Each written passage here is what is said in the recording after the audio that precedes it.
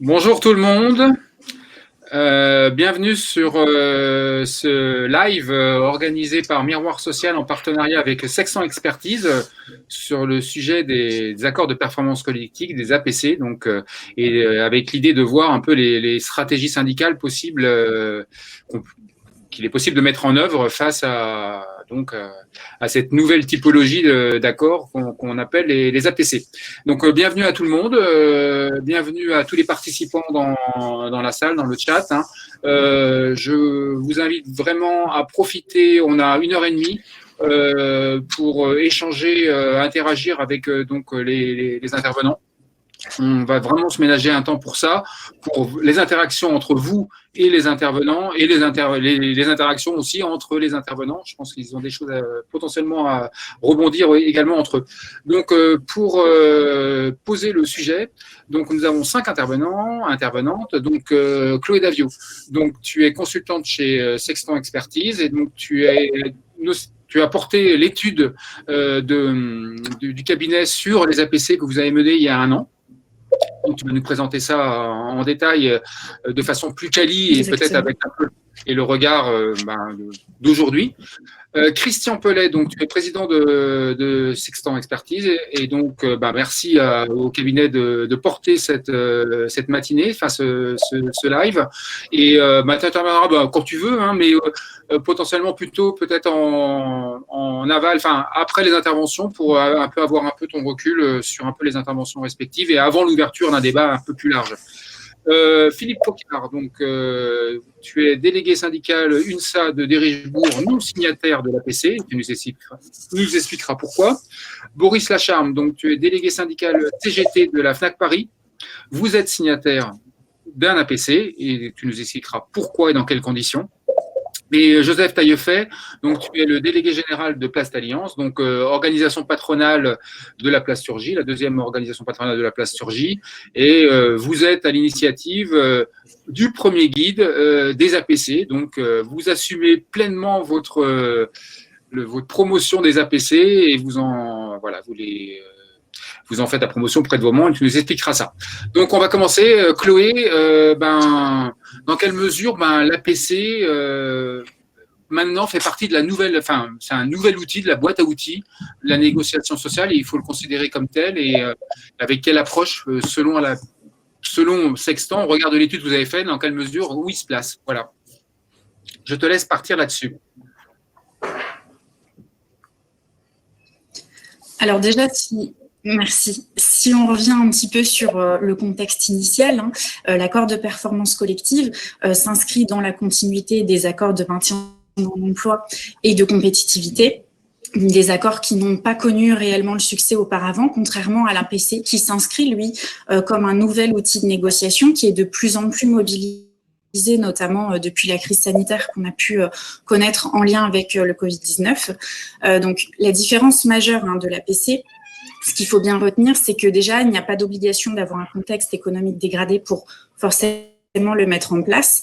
Et l'APC crée un nouveau motif de licenciement, qui est le licenciement pour refus d'appliquer l'accord. Donc ça, ce sont des éléments clés, mais les différentes interventions vont revenir sur ces points un petit peu en détail tout au long du débat qu'on mène ce matin.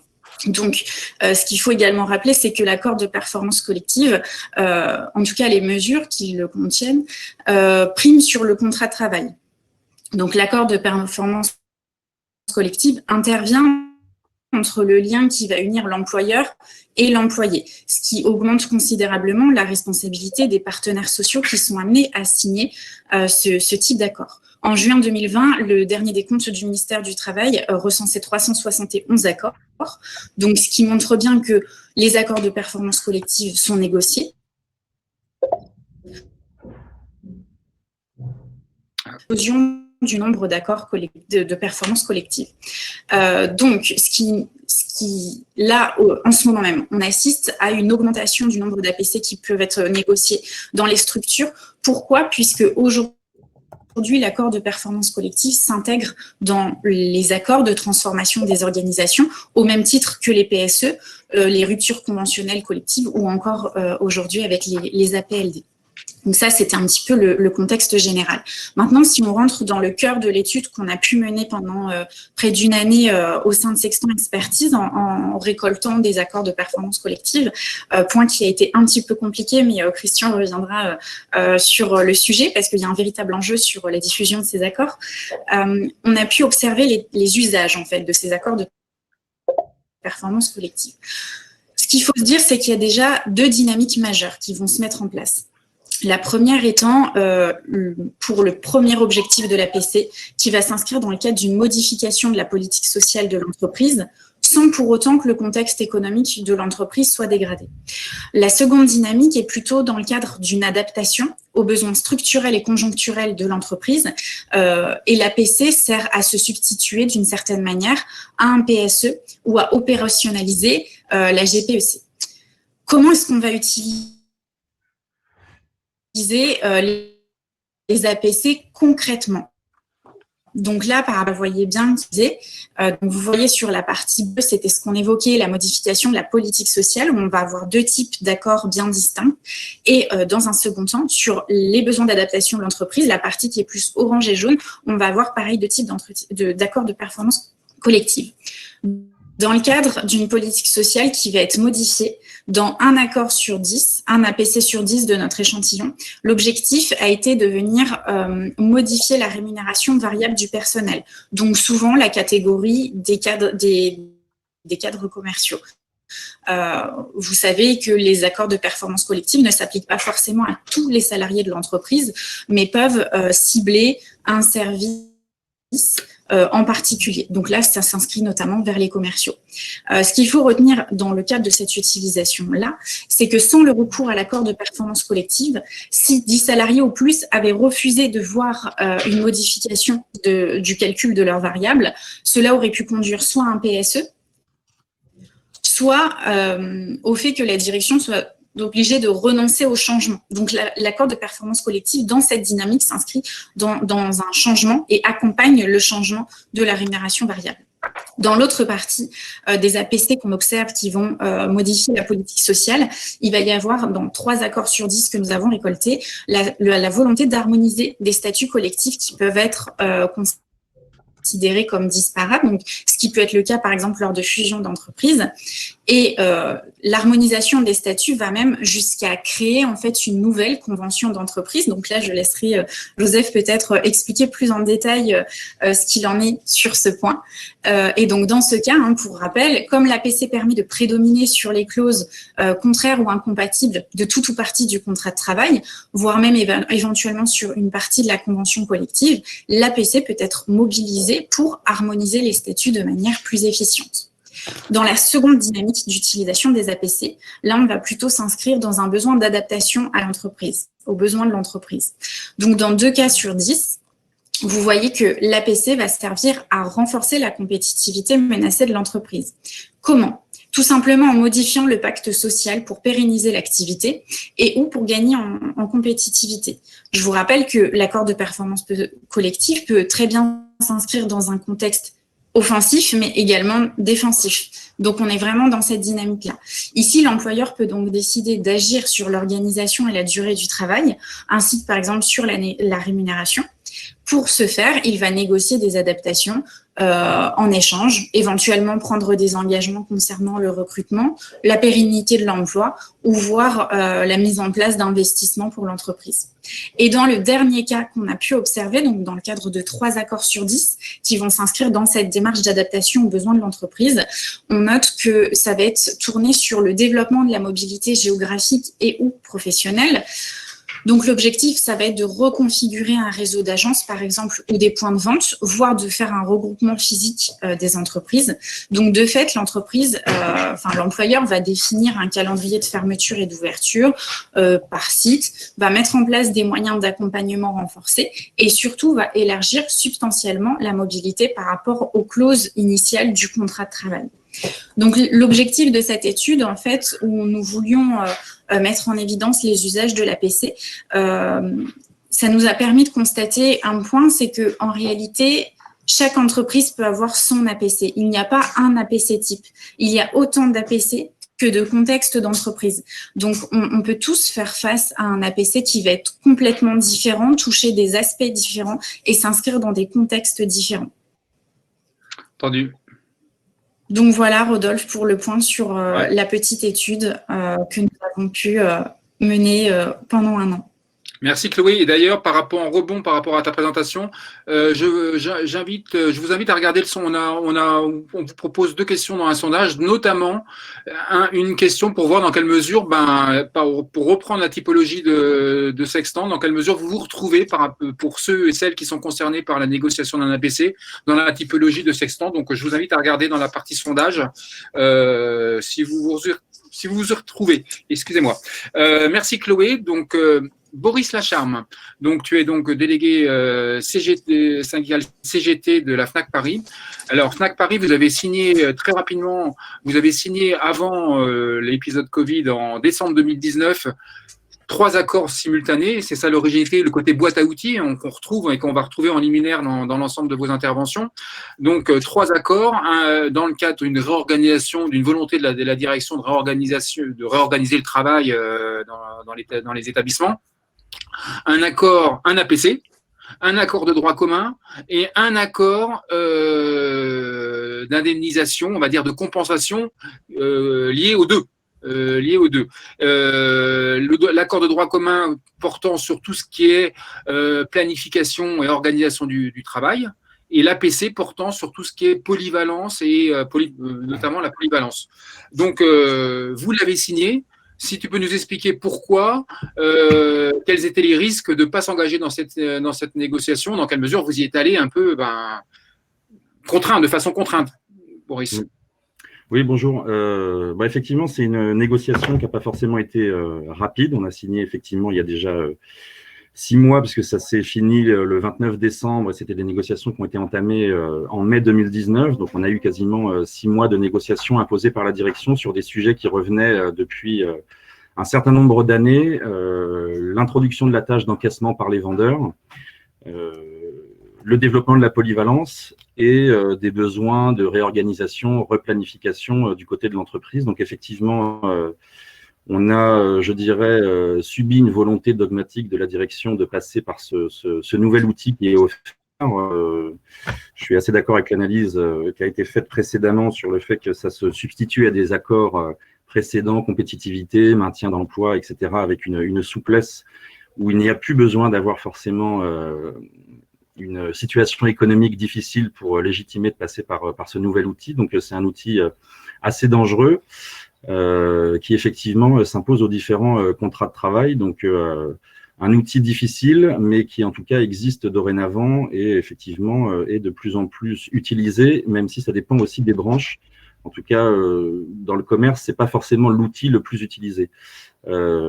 Concrètement, la position de la CGT sur cette négociation était qu'on n'était pas forcément favorable à ce dispositif APC, parce qu'effectivement, il pose des questions sur le fait d'effacer les clauses contractuelles individuelles des uns et des autres qui pourraient bénéficier de clauses supérieures à ce qui existe dans les conventions.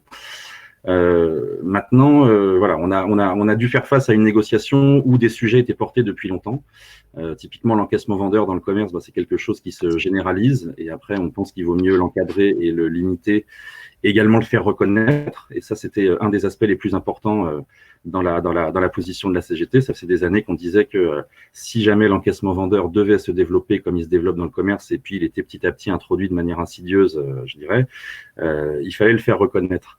Le développement de la polyvalence, c'est exactement la même chose, où on avait des typologies de salariés assez différentes, avec schématiquement des anciens recrutés il y a 20 et 30 ans, attachés à des sous-rayons bien spécifiques, et puis des nouveaux employés qui petit à petit étaient plutôt embauchés sur la base d'une polyvalence largement plus étendue, sans forcément qu'il y ait les formations qui aillent avec. Donc on a aussi dans nos accords un encadrement de la polyvalence avec un développement sur 5 ans, de 3 à 5 ans suivant les filières de métier, et du coup des plans de formation aussi.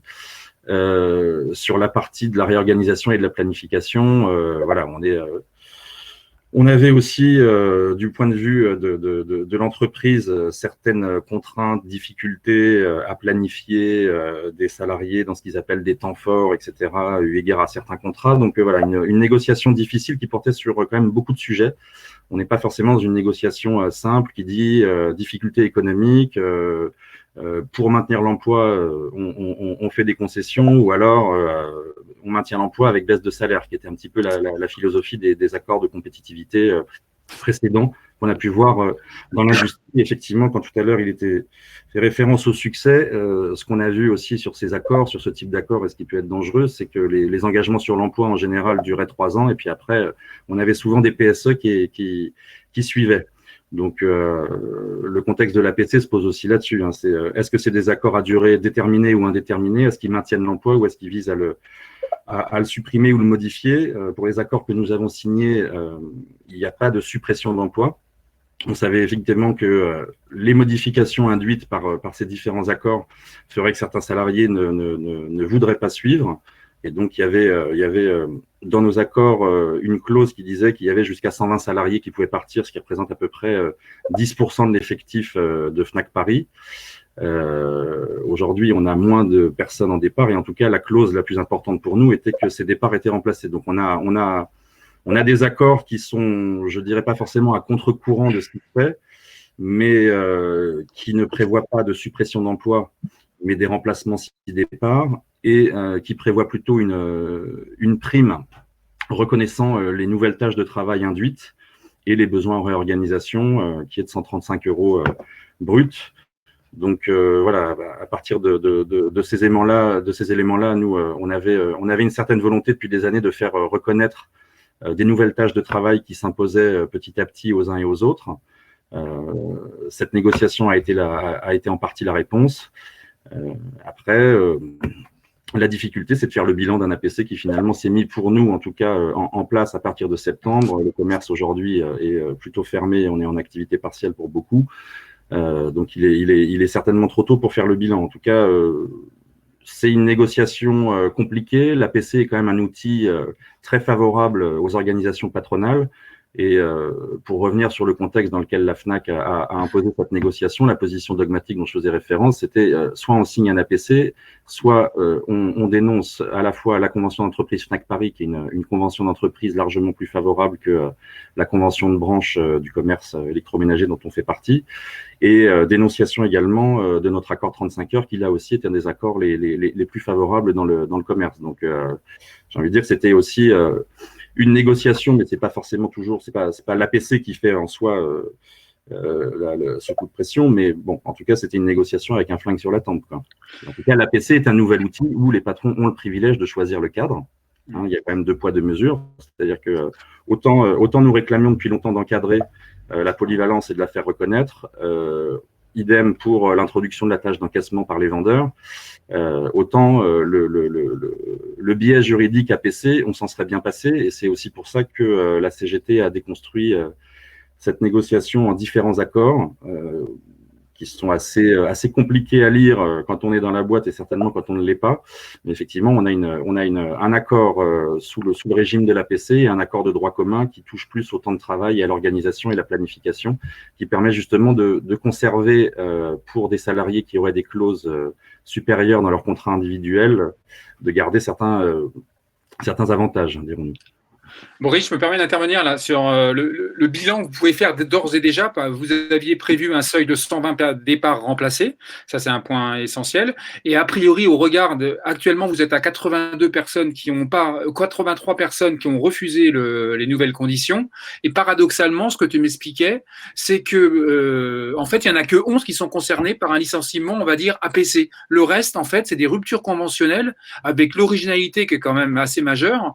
C'est que la rupture conventionnelle, l'indemnisation est alignée sur celle de l'APC, d'un licenciement APC, si tu veux. Et donc, c'est une surprise de voir, en fait, il n'y avait pas besoin de faire un APC, puisqu'il n'y en a que 11 qui ont été licenciés au motif de l'APC.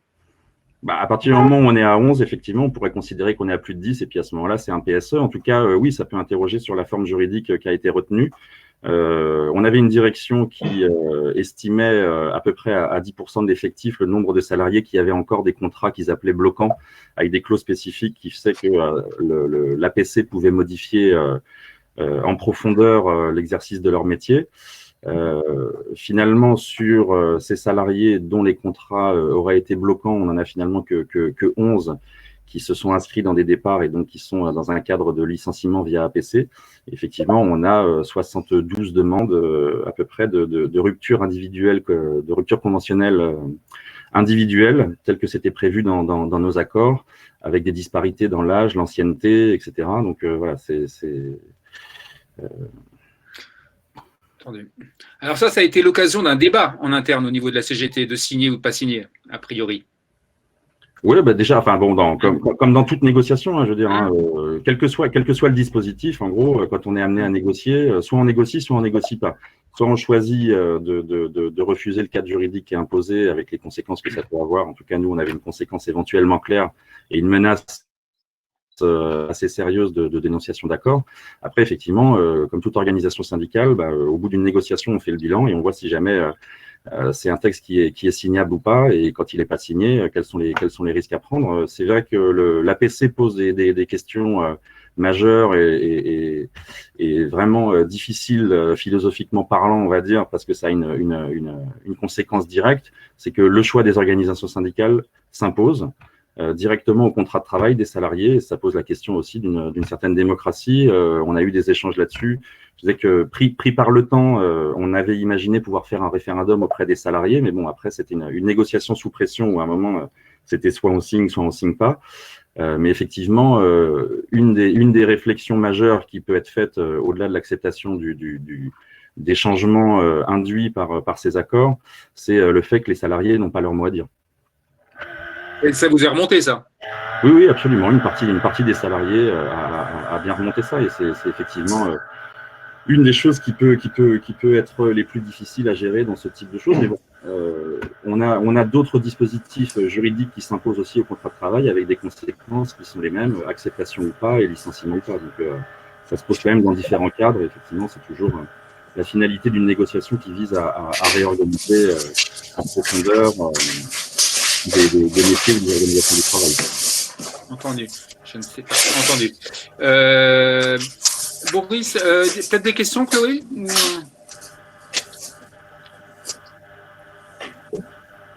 Allô? Oui, justement, j'allais revenir vers vous, juste pour faire un petit point. Hein. Oui, vous m'entendez? On t'entend, oui. Est-ce que vous m'entendez? Oui, on t'entend, Chloé. Oui. J'allais justement prendre la parole pour refaire un point. Par contre, il y a un bruit derrière. Non, je ne sais pas, oui. L'accord de performance collective découle forcément d'une négociation. Hein. Ça ne peut pas être un document unilatéral. Pour répondre à une question qui a été posée dans le chat, hein. Il faut bien prendre en compte ce point-là. Okay. Oui, moi j'avais une question à poser à Boris. C'était il y a une modification donc pour l'encaissement, puisque maintenant les vendeurs à la fin peuvent faire de l'encaissement direct pour les actes simples.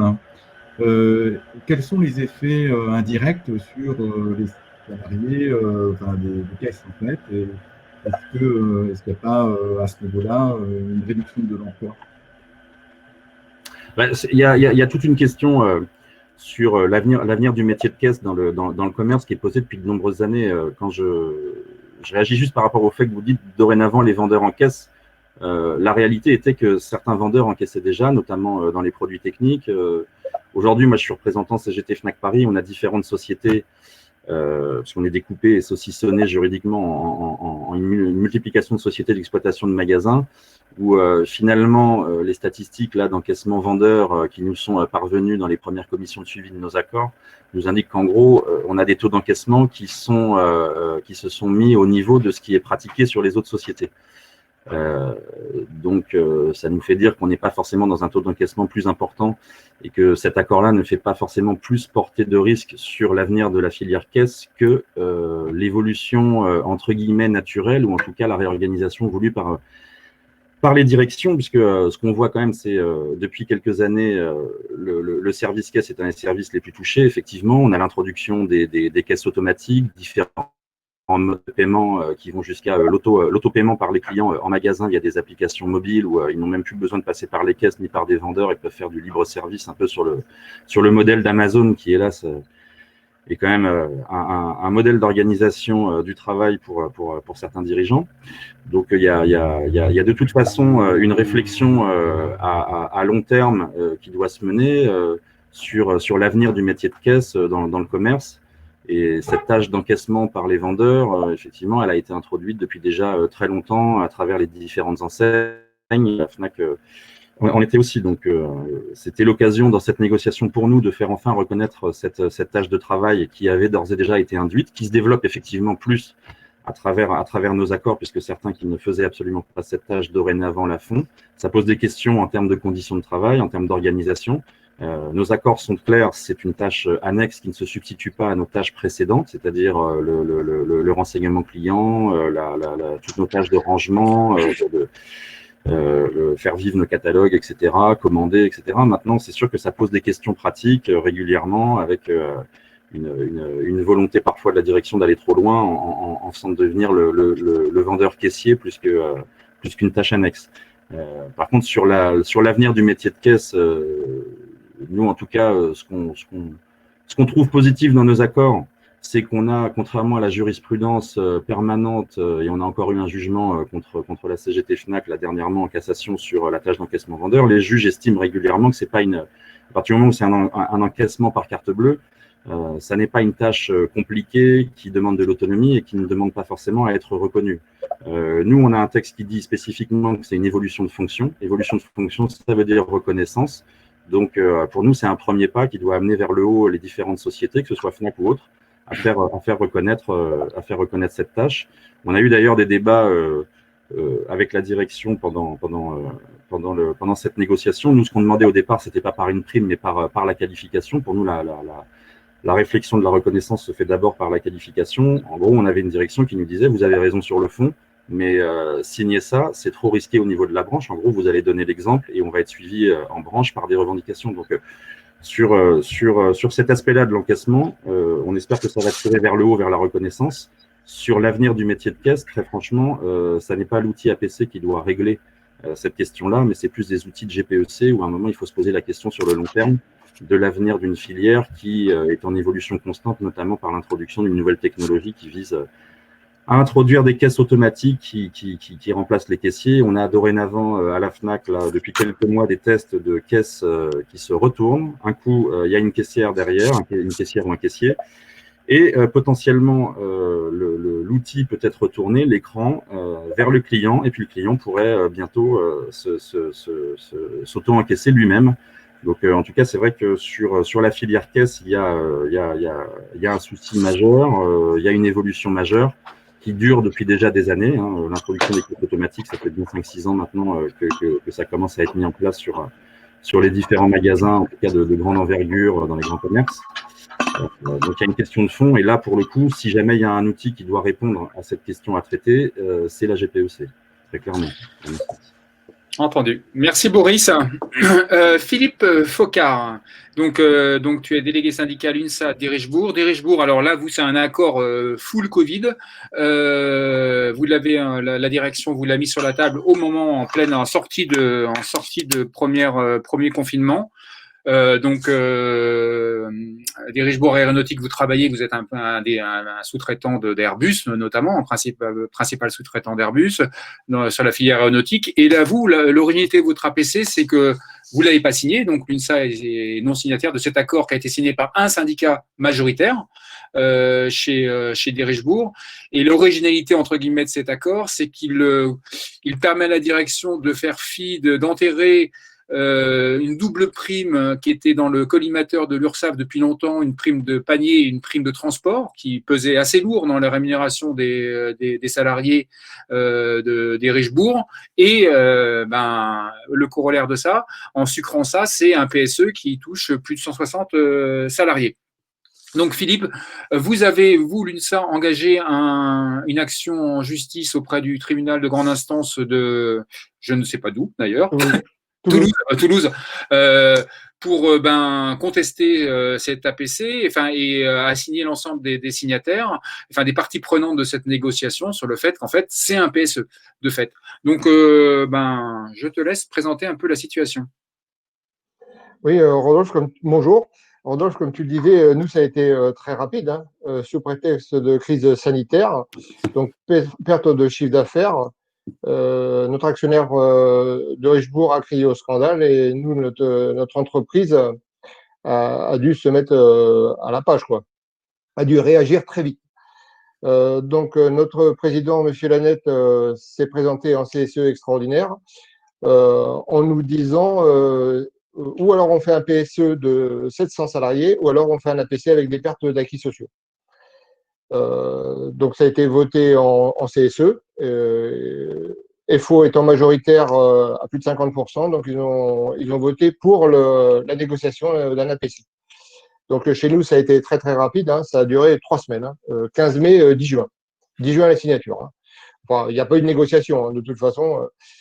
On a été aidé pour la négociation, enfin la pseudo-négociation par un cabinet d'expertise, Actis, qui a été vraiment, on va dire, pro-direction, qui a vraiment été dans le sens de la direction, donc qui a présenté vraiment les chiffres, voilà, le mauvais côté du chiffre d'affaires, donc, et qui a dit qu'il fallait retrouver de la trésorerie très rapidement, en faisant perdre des acquis sociaux, donc du salaire brut direct.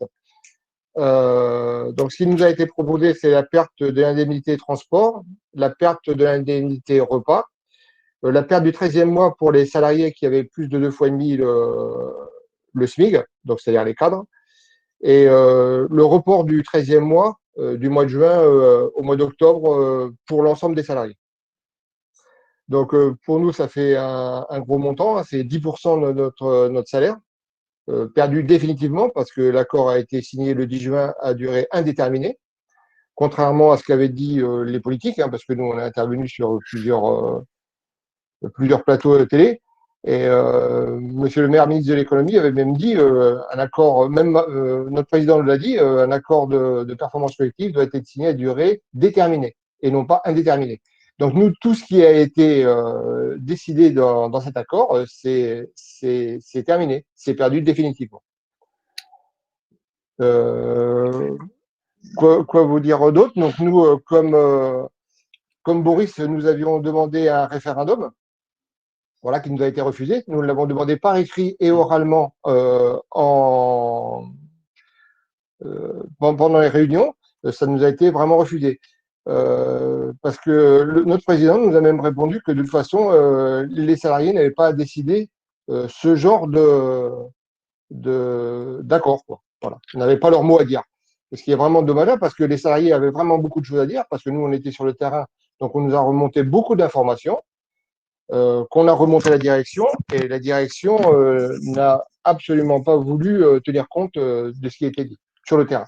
Et Philippe, d'ailleurs, les salariés, tu m'expliquais que les salariés étaient parfaitement conscients que l'avantage qu'ils avaient avec les 2 primes, qui étaient vraiment hors des clous de l'URSSAF, clairement, hein, d'accorder des primes de panier alors qu'il y a des restaurants interentreprises à côté, ça le fait pas aux yeux de l'URSSAF et ça peut pas tenir très longtemps. Les salariés étaient conscients du risque juridique et ils étaient conscients que d'accepter des concessions par rapport à ces avantages qui pouvaient être limités, etc. Ils en étaient, et ça, vous le proposiez en NAO. Qu'est-ce que vous proposiez en NAO qui était systématiquement retoqué? Voilà, donc au vu des pénalités de l'URSSAF, hein, qui revenaient régulièrement, tous les 2 ans, avec des chiffres astronomiques, hein, à chaque fois. Donc nous avons proposé depuis 3 ans, les 3 dernières NAO, d'intégrer justement ces primes dans le brut, ce qui nous a été systématiquement refusé. Voilà. Donc ça, et les salariés étaient vraiment favorables à cette mesure, hein. Ça aurait réglé beaucoup de problèmes, hein. Déjà, les pénalités, hein, qui étaient vraiment pénalisantes, y compris pour l'intéressement et la participation des salariés, et pour l'entreprise, hein, évidemment. Et ça nous a été systématiquement refusé. Une intégration partielle, on est d'accord? Oui, partiel, partiel. Ouais. Ils auraient perdu quand même, in fine, ils auraient un peu perdu quand même. Ils n'auraient pas eu les mêmes avantages qu'ils avaient quand les Oui, mais ça, privés. ils étaient prêts à le. Ça, sur le terrain, nous l'avions bien expliqué, mais ça, ils étaient prêts à perdre même un peu quelques avantages. Ça, ils le savaient parfaitement. Mais dans Ok. tous les cas, ça rebondissait sur plusieurs caisses, sur l'intéressement, la participation et toutes les cotisations salariales. Ouais, tout à fait. Donc, c'était très favorable. Ok. Ce que tu me disais, en fait, les salariés, eux, en fait, au regard des 160 départs, il y a du supralégal hein, dans votre accord. Ça peut aller jusqu'à. Oui, c'est-à-dire que c'est là qu'on a contesté justement au tribunal de grande instance, hein, c'est qu'il y a du supralégal. Donc, c'est un PSE déguisé, hein, puisque déjà à moins de 50 ans, les salariés peuvent partir avec du supralégal, avec un mois d'indemnité supralégale. Bon, de 50 ans à plus, c'est 4 mois, et ainsi de suite, jusqu'à 60 ans pour 8 mois. Donc là, on voit bien que c'est ce qui pourrait être intégré dans un PSE. Donc, c'est un PSE déguisé. Voilà.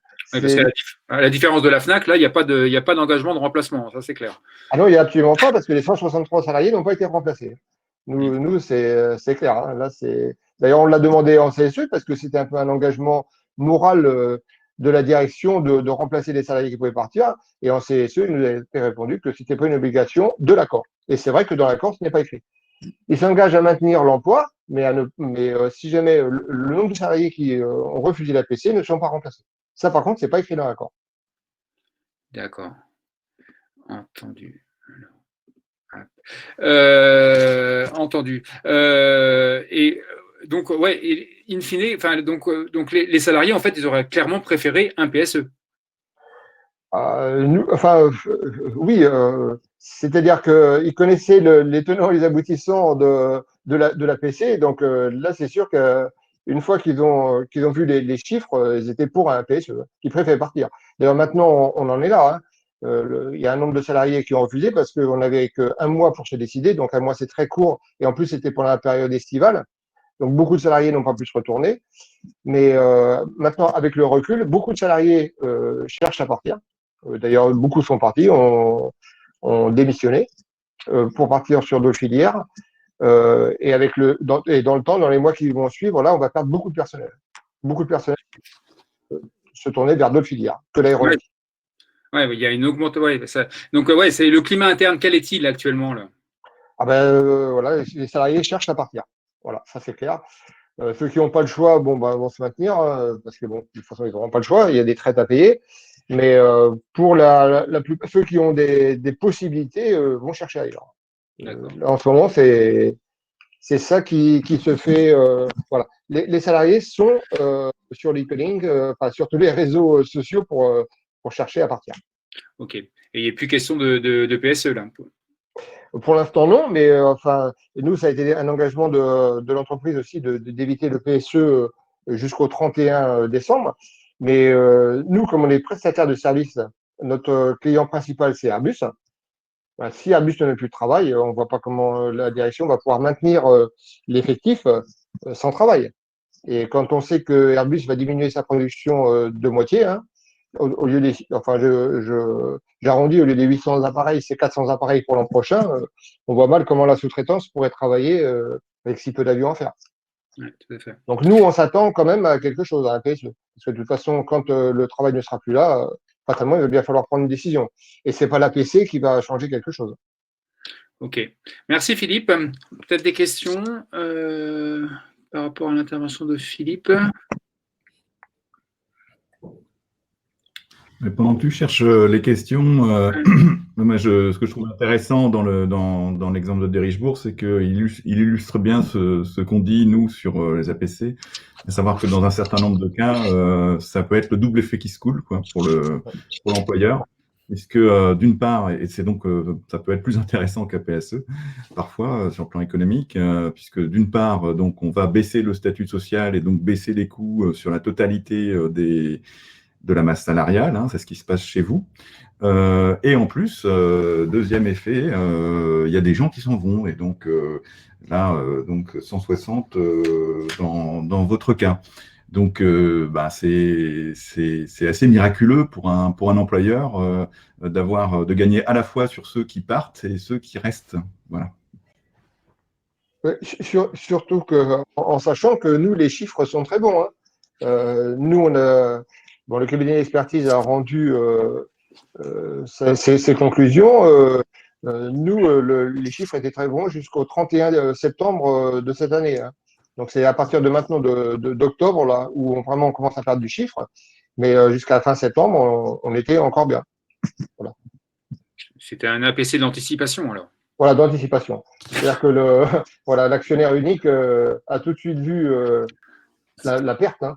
Donc là, il a fallu anticiper. Et comme de toute façon, toute l'APC, tout ce qui a été déroulé dans l'APC était déjà prévu depuis plusieurs années, puisque de toute façon, les suppressions des différentes primes étaient déjà dans l'air du temps, hein, on va dire. Donc là, ça a été très facile. C'est pour ça que les négociations, enfin les pseudo-négociations, se sont passées en 3 semaines. En 3 semaines, tout était écrit. Hein. Ça a été très rapide. Entendu. Merci Philippe. Joseph Taillefet, donc, tu es donc délégué général de Place Alliance, organisation patronale de la Place Surgy. Et donc, comme je le disais, vous êtes à l'initiative d'un guide de l'APC. Donc, clairement, vous portez l'APC. Vous en avez il y a plus d'une 50aine signés auprès des adhérents de Place Alliance, qui sont principalement des PME, mais pas que, principalement des PME, et avec la caractéristique des APC de Place Alliance, entre guillemets, c'est que vous avez une approche assez extra large. Chloé l'a rappelé, l'a souligné. Vous avez une approche extensive des APC, et pour vous, c'est l'occasion de mettre à plat au niveau des entreprises, des conventions d'entreprise qui se substituent en large partie à ce qui est prévu au niveau de la branche et qui mélangent vous êtes des APC, mais vous n'êtes pas que des APC, les APC que vous signez, ils intègrent également du conventionnel, on va dire, en dehors du champ strict de l'APC. Donc, si tu peux un peu nous présenter un peu cette approche originale, Joseph, et quid de l'acceptabilité sociale, par exemple, quand je parle de conventionnel, c'est par exemple que dans un certain nombre d'APC de Place Alliance, on va retrouver 7 jours de carence pour les cadres comme pour les non-cadres. On va trouver des seuils d'heures supplémentaires jusqu'à 500 heures. Et donc, quid de l'acceptabilité sociale de ça ? Bonjour à toutes et à tous. Alors, j'ai mis en lien dans le chat le lien de téléchargement du guide APC pour celles et ceux qui ne l'ont pas encore lu. Là, en l'occurrence, l'acceptabilité sociale, elle est simple. On joue carte sur table. Hein. Donc, on joue carte sur table avec l'entreprise. Nous, en tant qu'organisation professionnelle patronale, c'est d'abord donc, effectivement le chef d'entreprise, le service RH, les services financiers qu'on rencontre et on leur fait comprendre l'intérêt d'aller dans l'APC. Et ensuite, c'est au chef d'entreprise ou au service RH de jouer également carte sur table avec les représentants du personnel et les délégués syndicaux quand il y a des délégués syndicaux ou les salariés eux-mêmes. J'ai entendu tout à l'heure Boris, la CGT FNAC, qui disait que les salariés avaient un peu l'impression de ne pas avoir été consultés ou de ne pas avoir eu leur avis qui avait été pris en compte, etc. Moi, je suis un petit peu étonné parce que là, en l'occurrence, nous, ce qui se passe très concrètement, c'est que nous, qu'il y ait des DS, qu'il y ait des élus, et bien évidemment, si c'est en référendum direct, les salariés sont mis dans le cœur du réacteur. Les élus vont les voir, vont leur expliquer. Il y a vraiment toute une pédagogie qui est faite. On ne veut pas faire des accords pour faire partir des gens. Moi, je sais, et c'est un peu ironique, c'est qu'on a reproché parfois à nos APC de réduire les indemnités de licenciement pour les ramener au Code du travail. Mais je constate, par exemple, pour Philippe, pour de Richebourg, que le fait de les avoir augmentés, d'avoir mis du supralégal, c'est l'une des raisons pour lesquelles on les attaque au tribunal. Donc, d'une certaine manière, de les considérer comme un PSE. Donc, nous, notre objectif, ce n'est pas de faciliter le départ des salariés, c'est au contraire de les garder. C'est-à-dire qu'on réduit effectivement certaines choses, on ajoute également d'autres choses. Il y a du pouvoir d'achat très concrètement qui est donné aux salariés, alors qu'on nous dit oui, mais c'est parfois des choses désocialisées, c'est des paniers, des choses comme ça, donc c'est pas du salaire. Mais pareil, je reprends encore l'exemple de Richebourg. De Richebourg, les salariés ont été apparemment mécontents d'avoir perdu des indemnités de panier, des indemnités de transport. Donc tous ces éléments-là, normalement d'ailleurs, sont pas soumis forcément à charge. Donc nous, on parle effectivement que le bulletin de salaire du salarié doit augmenter. Et donc ça, on arrive à le démontrer et on arrive à le prouver très concrètement aux élus et aux salariés. Et de l'autre côté, on leur demande effectivement d'adapter des dispositions qui, pour certaines, effectivement, relèvent de la convention collective ou en tous les cas sont citées par la convention collective, mais que la loi aujourd'hui, depuis la loi de 2016, puis ensuite les ordonnances travail, permettent de déroger par accord. Et donc, au niveau de nos APC, et on l'explique dans notre guide, c'est le préambule qui dit tout. Le préambule dit, voilà, c'est un APC sur certaines dispositions, pour les dispositions qui en relèvent, et il relève également de la loi de travail 1, il relève également d'autres dispositions qui permettent à l'accord d'entreprise d'être la source prioritaire. Parce qu'on estime que de toute façon, c'est l'avenir. Nous, on l'anticipe depuis des années. Ça fait 7-8 ans qu'on dit ça et aujourd'hui, l'histoire nous donne raison. C'est qu'à terme, c'est l'accord d'entreprise qui sera la règle sociale dans les entreprises. La convention collective va prendre un aspect de plus en plus supplétif. Et en même temps, nous, à notre niveau, au niveau de la branche plasturgie, on estime qu'elle est déconnectée complètement des besoins des entreprises et même des salariés d'ailleurs. Et donc là, en l'occurrence, nous, on se propose effectivement, dans un accord complet, d'adapter, en fin de compte, les éléments et dans quelque chose qui soit acceptable. Et le résultat qu'on a, c'est qu'on n'a aucun salarié qui a refusé l'application des accords. Tu as parlé de 51 accords. 51 accords, c'est effectivement dans le guide. On est aujourd'hui à 62 accords APC. On est en dessous de nos objectifs. On voulait en faire une 50aine d'ici la fin de l'année depuis la parution du guide, mais là, on est un petit peu ralenti avec la crise entre les APLD et la crise elle-même, c'est pas facile.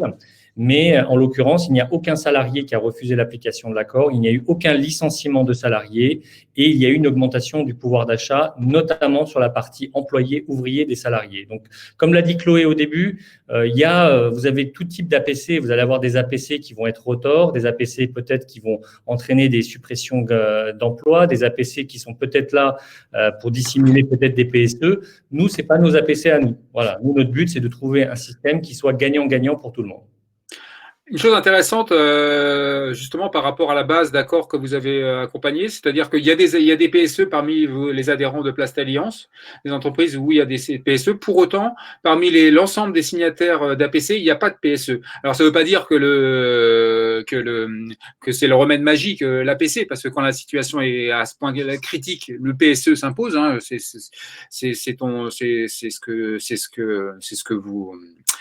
C'est le message que vous faites passer. Il y a des adhérents qui viendraient vous sonner à votre porte en disant on est mal, on va faire un APC et ça servira de PSE. Ça, c'est le message. Vous leur faites passer le message que c'est pas la bonne solution. Toujours est-il, dans quelle mesure, justement, la flexibilité que vous gagnez avec les APC, par exemple, sur l'organisation du travail, c'est-à-dire faire passer des équipes de nuit en équipes de jour, des équipes de suppléance, en équipes de semaine, etc., grâce à l'APC, parce que c'est clairement indiqué dans l'APC que ça va se faire très vite et c'est acté. Dans quelle mesure, là, c'est des gages de compétitivité, a fortiori dans la période?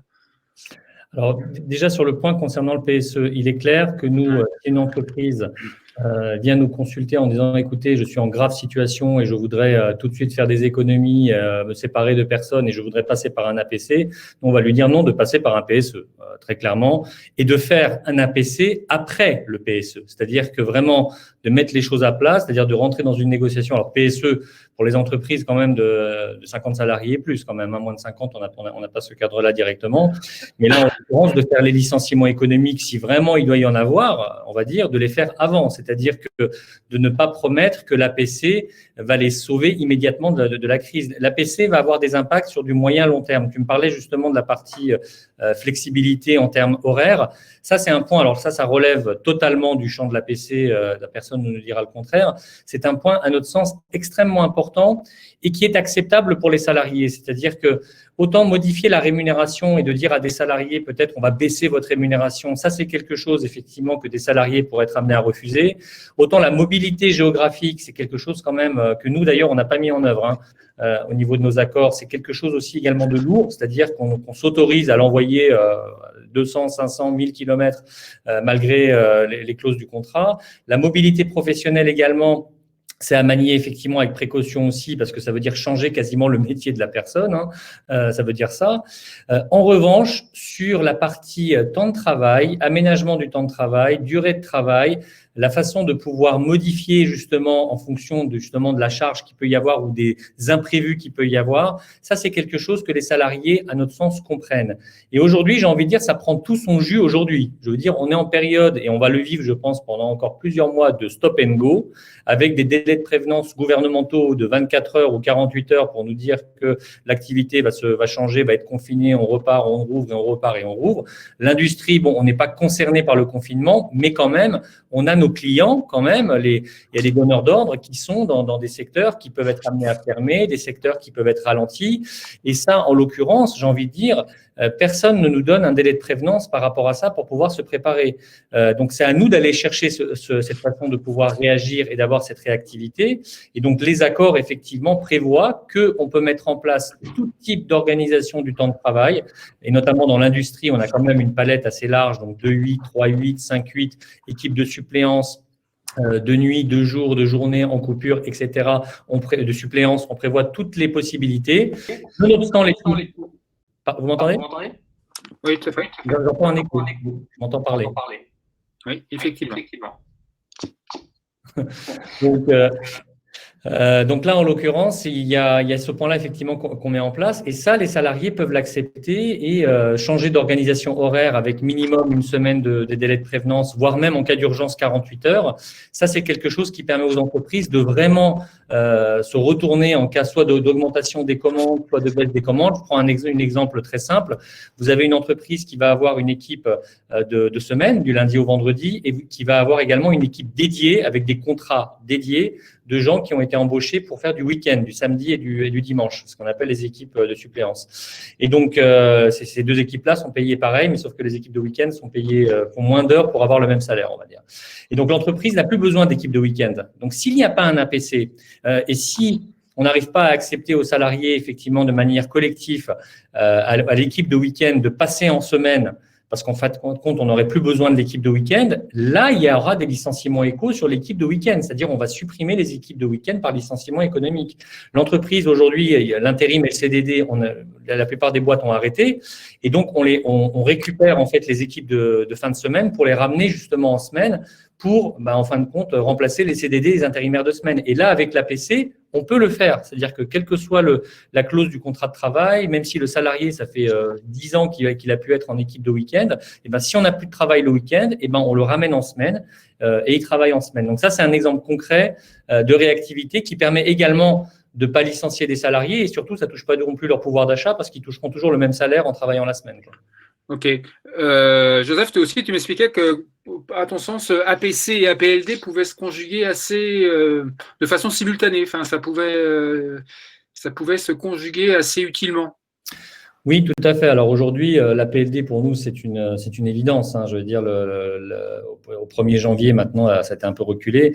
Une entreprise qui n'aurait pas un APLD qui ferait de l'activité partielle, enfin, c'est un non-sens. C'est un non-sens pour les salariés parce qu'ils perdraient de l'argent aussi, encore plus. Et c'est un non-sens pour l'entreprise parce qu'ils perdraient également de l'argent. Et donc là, en l'occurrence, on a effectivement pas mal d'entreprises aussi qui se lancent. C'est vrai que ça parasite aussi un peu les négos d'APC, qui se lancent dans la négociation d'accords APLD. Et elles ont raison de le faire, d'accords d'entreprise. Et donc là, en l'occurrence, nous, ce qu'on leur dit, c'est effectivement de ne pas faire un accord, là, pour le coup, un accord global APLD, APC. Pour nous, c'est deux choses qui doivent être complètement séparées. L'APLD est vraiment quelque chose, selon nous, de conjoncturel. C'est-à-dire que là, effectivement, on sait qu'on a des difficultés, des baisses de commandes, des problèmes, et on veut garder les gens et on souhaite effectivement que l'État nous aide à pouvoir les garder. Ça va servir à ça. Nous, l'APC, on ne le conçoit pas comme, on va dire, un outil en cas de problème économique. C'est-à-dire que les médias, aujourd'hui, on entend parler beaucoup d'APC, d'entreprises qui se lancent suite à cela. Nous, ça fait depuis 2 ans et demi qu'on développe les APC sans qu'il y ait la crise, avant la crise, on va dire, et pour des entreprises qui allaient toutes très bien, qui n'avaient pas de soucis apparents. Pour nous, l'APC, c'est quelque chose qu'il faut voir sur du moyen long terme. Donc, c'est pas quelque chose, et à notre sens, ça peut pas sauver, on va dire, une boîte comme ça, si vraiment la boîte est au bord du dépôt de bilan. Par contre, l'APLD permet de conserver effectivement le personnel.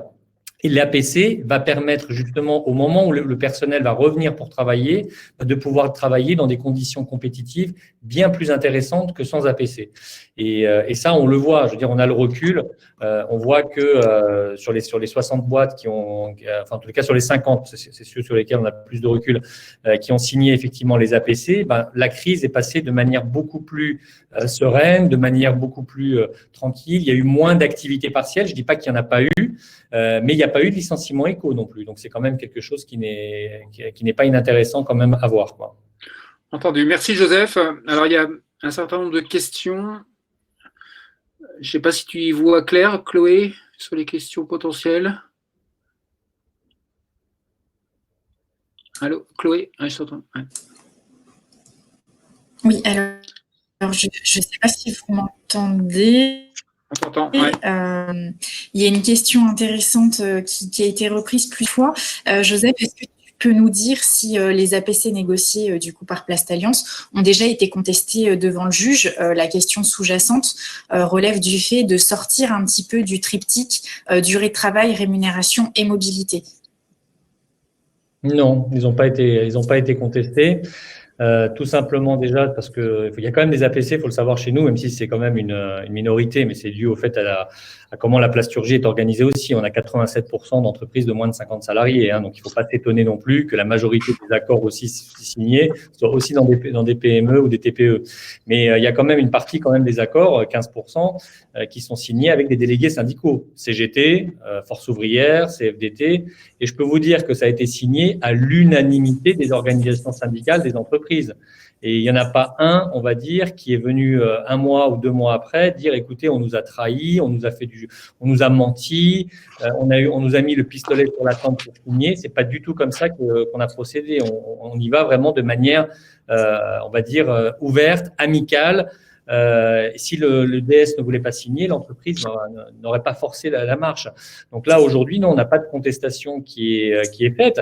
Et je le redis encore, c'est encore un débat juridique. On a quand même une signature d'un accord qui est quand même signé entre des partenaires sociaux, qui est quand même sacré. Faut quand même pas l'oublier quand même. C'est pas évident d'annuler un accord d'entreprise ou un accord collectif. Il faut quand même avoir une sacrée, on va dire, avoir du lourd dessus. Et là, en l'occurrence, le débat de dire que les accords que par exemple que nous menons peuvent parfois, on va dire, aller plus loin, on va dire en apparence que ce que même le ministère du Travail, dans ses questions-réponses, a indiqué, c'est-à-dire le temps de travail, les salaires, etc.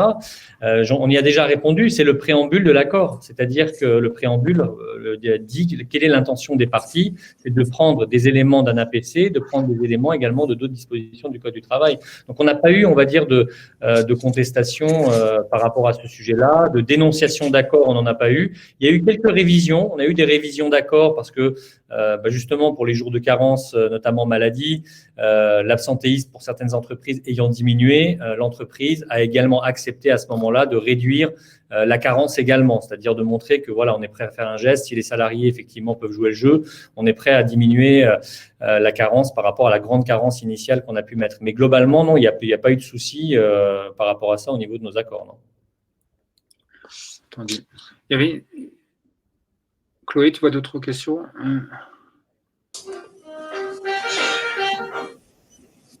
Il y a une autre question qui complète un petit peu le propos concernant les conditions de travail. Est-ce qu'au niveau des accords que vous avez négociés avec Plastalliance, vous avez traité cette question des conditions de travail pour reprendre nos travaux au sein de l'étude Sextant? Globalement, l'aspect relatif aux conditions de travail n'est que très peu évoqué. C'est quelque chose qui a été très peu évoqué. C'est vraiment très très peu évoqué. C'est pas quelque chose sur lequel on a attaqué, où il y a eu beaucoup de demandes. Il y a eu, je crois, 2 entreprises sur lesquelles il y avait, on va dire, des éléments un petit peu de polycompétence qui étaient demandés par rapport à certaines choses, mais on n'était pas non plus dans le changement, on va dire, complet de poste de travail, de faire complètement un autre métier, etc. On demandait quand même une certaine polyvalence dans le cadre de tâches qui relèveraient, on va dire, ou seraient assez proches de la qualification des salariés. Donc ça, c'était pas très choquant. Mais sinon, dans les conditions de travail, alors après, tout dépend de ce qu'on appelle conditions de travail. Si on parle de la façon dont on organise les horaires de travail, le fait que ça puisse éventuellement être modifié, etc. Bon, bah ça, c'est en l'occurrence, c'est l'aménagement de la durée de travail, mais ça peut aussi impacter effectivement les conditions de travail. Mais là, en l'occurrence, c'est pas, on va dire, c'est pas inscrit en tant que tel dans l'accord comme étant un thème, on va dire, prédominant. Voilà. Entendu. Merci, Joseph. Joseph, Boris, peut-être, sur Joseph qui te renvoyait la question de la capacité à aller, de sonder un peu les salariés sur le terrain et la difficulté de le faire, voilà, dans quelle mesure vous avez été en difficulté pour le faire, quoi. Non, après, la difficulté, c'est d'organiser un référendum réel. J'ai pas réagi à ce qui a été dit tout à l'heure, mais effectivement, on est délégués syndicaux, on est négociateurs, on va voir les salariés. Et l'occasion de cette négociation, c'était aussi de faire le bilan un petit peu de ce qu'était l'organisation du travail réel par rapport à ce qu'on pouvait éventuellement imaginer, fantasmer et envisager sur le futur. Donc les salariés, on les a vus. C'est pas la question. La question d'un référendum, c'est une réponse dans un cadre bien défini, avec acceptation ou non. Il est bien évident que les négociateurs ont passé leur temps à aller voir les salariés. On a organisé des assemblées générales régulières, etc., pour aller voir les salariés, discuter avec eux. Au-delà de ces assemblées générales, on voyait les salariés sur leur poste de travail, etc. Donc, c'est pas la question. Après, c'est à un moment, sur une décision aussi lourde, la question peut se poser d'avoir recours au référendum. C'était une option qu'on avait en tête, qu'on aurait voulu mettre en place, et pris par le temps, on n'a pas pu le faire. Par rapport aux propos justement de Joseph, moi j'ai quand même bien entendu un discours effectivement très opportuniste patronal qui dit bon, il n'y a pas de souci, en gros les APC sont pas contestés donc tout va bien, et puis les salariés sont prêts à faire des efforts tant qu'il y a un petit peu de salaire. Je pense que c'est sur le long terme qu'on voit les choses, et notamment quand on a bien entendu la référence à la hiérarchie des normes qui a été complètement chamboulée, où j'ai bien l'impression que vous êtes emparé de ce nouvel outil APC qui est à disposition. Voilà. Allez, on respecte plus ou moins la loi, et puis tant qu'on ne se fait pas taper par un juge, on est dans la loi, on va dire. Mais en tout cas, vous avez bien retenu l'idée qu'à travers des accords d'entreprise, on peut descendre sous la hiérarchie des normes et sous la convention collective. Vous avez fait référence quand même aux TPE et aux PME.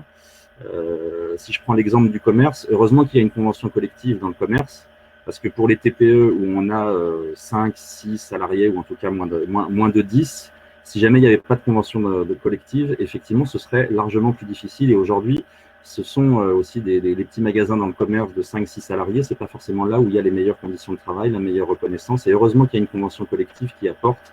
Et donc, je m'inscrirai toujours en faux sur une volonté de généraliser des accords qui peuvent descendre sous la convention collective, même si effectivement les brèches sont maintenant assez ouvertes depuis les niveaux de travail.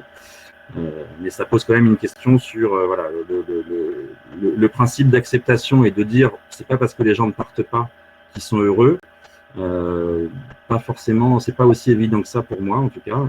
Si aujourd'hui à la FNAC je constate qu'il n'y a que 83 départs, ça ne veut pas forcément dire que toutes les personnes sont dans un bien-être au travail et s'imaginent que dans les 3 à 5 années tout ira bien en termes de conditions de travail dans l'exercice de leur métier qui va devenir qui va être étendu avec une polyvalence qui va grandir. Après, on n'a pas forcément le choix. C'est-à-dire que on travaille pour un salaire et on n'a pas tous une capacité non plus à changer de filière, etc. Donc je suis quand même assez dubitatif par rapport à certains de vos propos. En tout cas, je sens bien que vous avez pris ce dispositif, vous l'avez très vite compris, vous en avez vu les avantages et vous le mettez en place avec tous les risques que ça comporte. Et vous avez fait notamment référence aux conditions de travail, mais aussi le partage entre la vie privée et la vie professionnelle. Parce que dire par exemple que on maintient des salaires, voire on augmente le pouvoir d'achat, et que sous cette condition, tout est acceptable, et finalement qu'il y a une flexibilité permanente pour revoir les emplois du temps des uns et des autres. Moi, ce que je vois à la FNAC aujourd'hui, c'est qu'on fait partie du commerce, qui est un des endroits où on est les moins bien payés en termes de rémunération moyenne par rapport à d'autres corps de métier. Si jamais il y a bien une chose auquel les salariés sont attachés, voilà, on peut travailler dans le monde pseudo-culturel de la grande distribution à la FNAC et en être content, satisfait. Il y a certains avantages à ça. Tout ce qui touche à l'emploi du temps, au temps de travail, au partage vie privée professionnel, et dès que c'est bouleversé, c'est là où c'est le plus difficile à entendre pour les salariés dernièrement. Et effectivement, on a plutôt en ce moment des tentatives au-delà de la pandémie actuelle. Parce qu'effectivement, vous l'avez dit, il y a la PLD, il y a des dispositifs pour l'activité partielle qui peuvent encadrer. Au-delà de cette pandémie, il y a quand même un mouvement général qui va vers une demande de plus de flexibilité de la part des patrons pour les employés, à qui on pourrait demander de changer en permanence son emploi du temps pour justement faire des économies de masse salariale. Vous l'avez dit, hein. En gros, c'est plus de flexibilité dans la semaine, ça nous fait économiser des renforts qu'on avait prévus ailleurs. Donc, l'APC, je ne suis pas certain que ce soit la philosophie immédiate qui avait été pensée par le gouvernement, ou en tout cas son question-réponse qui est parue en septembre aurait plutôt tendance à dire qu'il faut limiter les APC dans leur champ et revenir un petit peu à la philosophie de départ. Je ne suis pas non plus trop naïf, on n'a pas forcément un gouvernement et des ministères du Travail successifs qui sont là pour aider les employés, mais plutôt donner des boîtes à outils aux patrons. Bref. Ça mérite une petite réponse de Joseph avant de passer la parole à Christian qui pourra rebondir sur tout ça. Réponse rapide, Joseph, mais vas-y.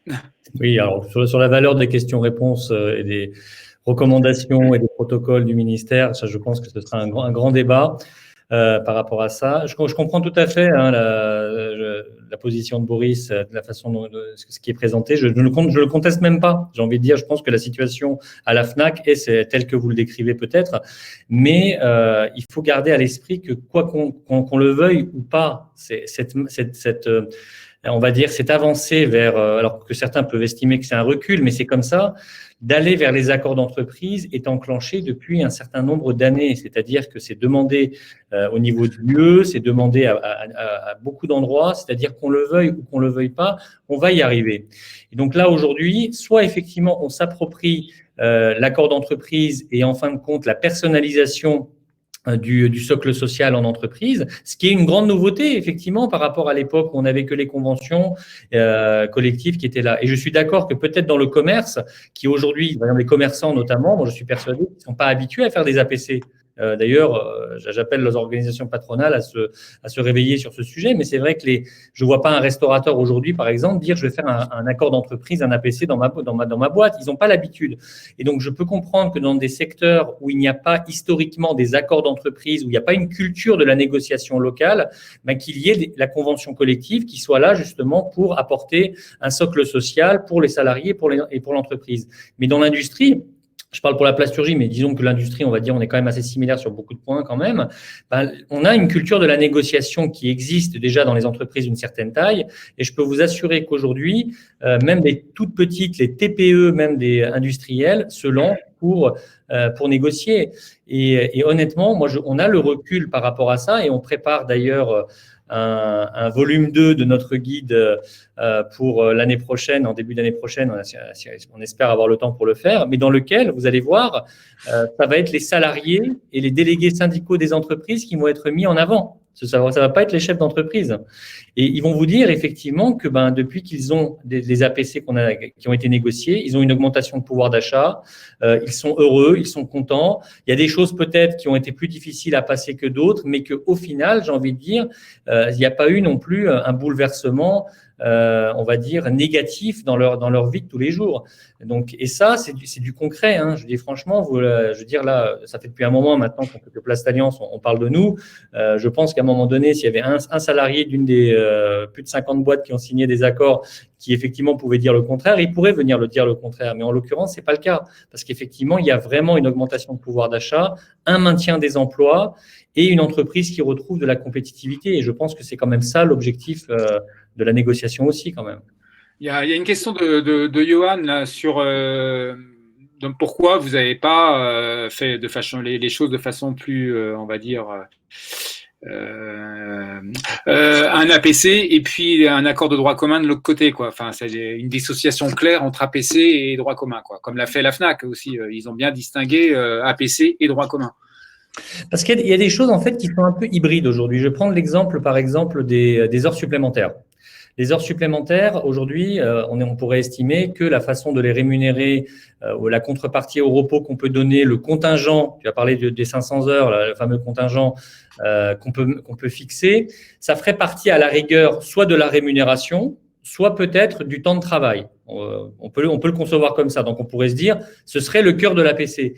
Mais il faut savoir que ce n'est pas l'APC qui permet de faire ça, hein. Depuis 2016, depuis la loi travail 1, on peut mettre dans un accord de droit commun qui s'impose au contrat de travail et à tout le monde, et sans même que le salarié ait besoin de refuser ou pas, la majoration à 10%, le fait de mettre un contingent, on va dire, plus élevé, etc., etc. Donc ça, c'est déjà des choses qui sont possibles. Pareil pour le forfait jour. Le forfait jour, aujourd'hui, ça fait depuis des années, même avant la loi travail d'ailleurs, que l'accord d'entreprise est prioritaire sur l'accord de branche. Ça fait des années. Donc là, la question qui se pose, c'est qu'on fait quoi? On fait un accord sur les bases de la loi travail 1 à part et ensuite on fait un accord APC. Nous, on estime quand même qu'il y a des thèmes qui sont quand même très proches. Et selon nous, en tous les cas, même les jours de carence maladie, dans tous les cas, c'est quand même de la rémunération, hein. Donc, on est, selon nous, dans le cadre effectivement aussi de l'APC et de la performance, c'est-à-dire réduire l'absentéisme. On estime que faire un accord effectivement complet et une négociation complète, ça permet aussi pour les salariés d'avoir une lisibilité. C'est-à-dire qu'aujourd'hui, je peux vous garantir que la convention collective est quand même pas très connue pour tout le monde, alors que là, en l'occurrence, 50, 60, 70 pages d'accords qui ont été vus page par page, mais vraiment page par page, hein, et on passe le temps qu'il faut. Il y a des négos qui prennent plusieurs mois, il y a des négos parfois qui prennent quelques semaines parce que ça va plus vite.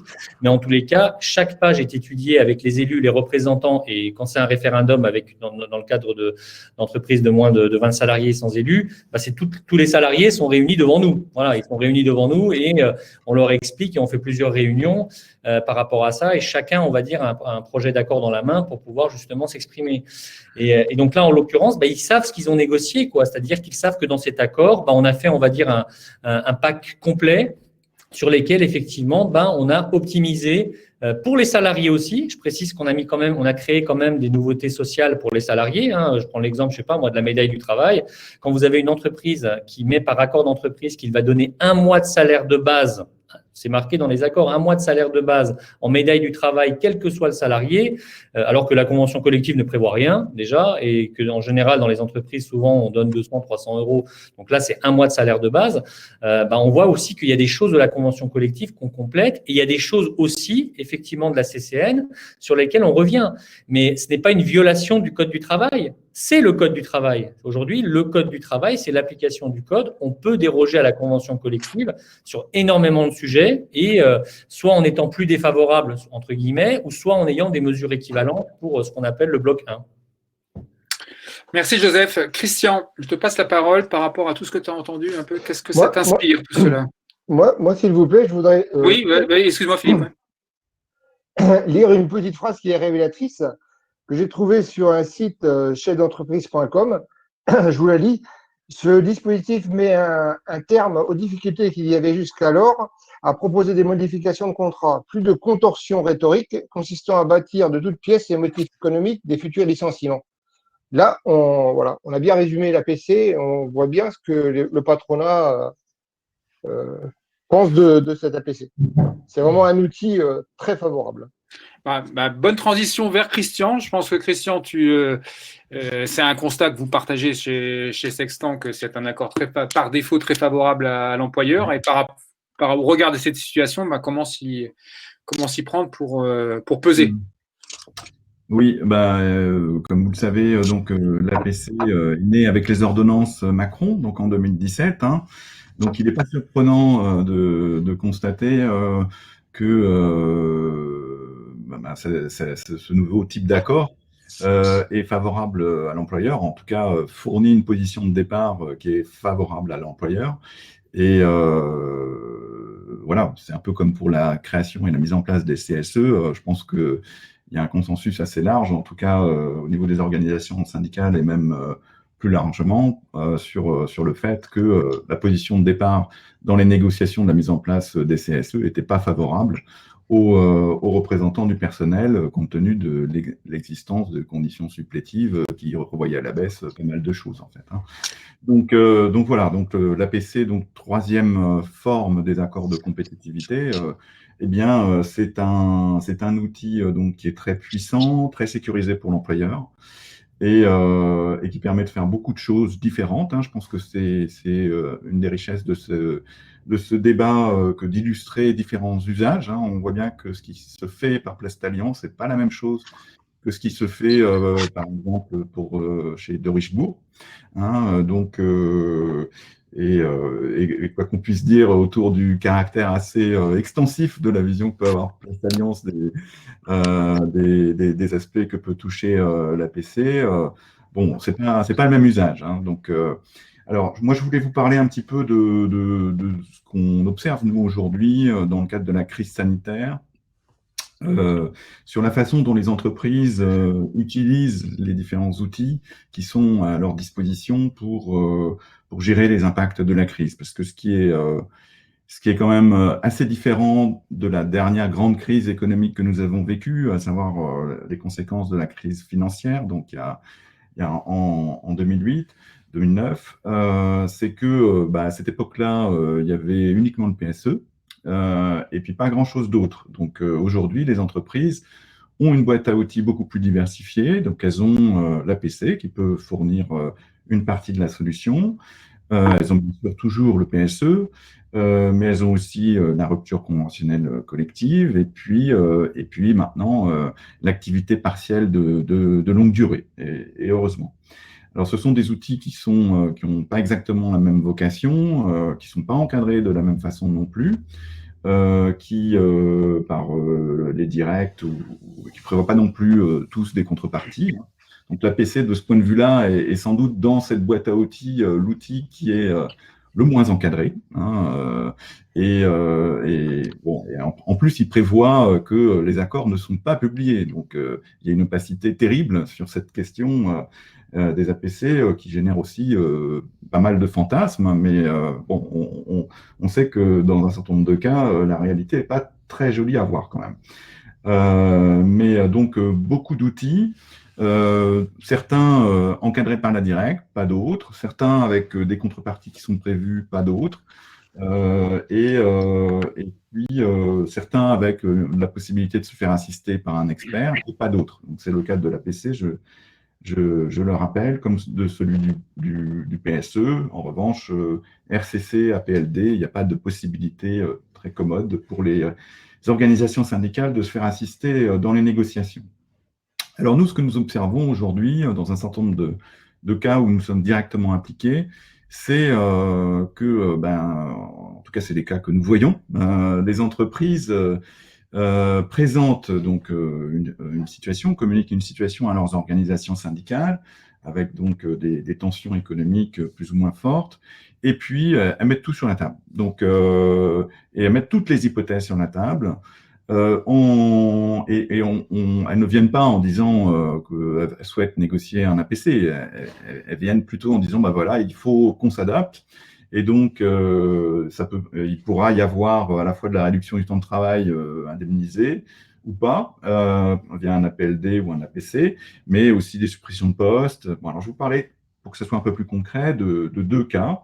Mais bon, ce qu'il faut retenir, c'est que ces négociations, elles sont donc complexes, elles sont à tiroir.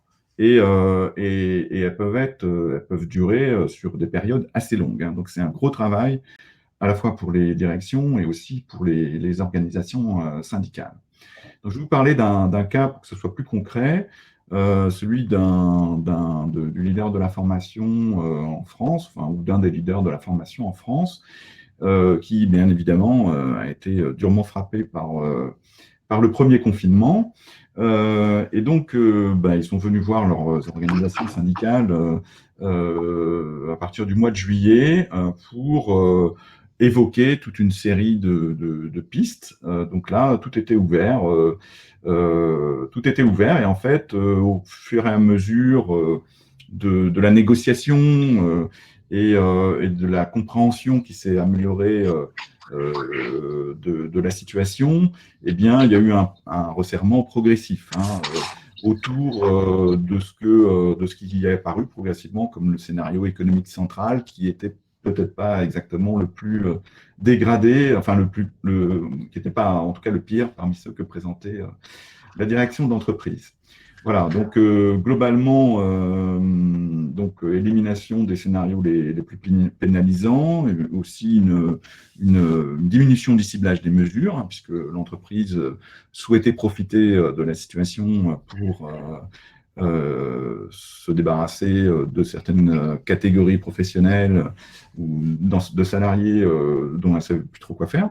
Voilà, donc c'est des choses que les organisations syndicales ont pu un peu mieux encadrées, et puis ça s'est resserré autour de deux thématiques, donc la thématique principale qui était la mise en place d'une rupture conventionnelle collective, donc d'un plan de départ volontaire, et aussi d'un APC centré sur la réduction des variables de façon temporaire et la modification de l'organisation du travail avec moins de GRTT, mais aussi moins d'heures par semaine, hein, puisque c'était donc l'idée étant pour l'employeur d'avoir des gens qui soient davantage présents tout au long de l'année, même s'ils travaillent un peu moins chaque jour ou chaque semaine.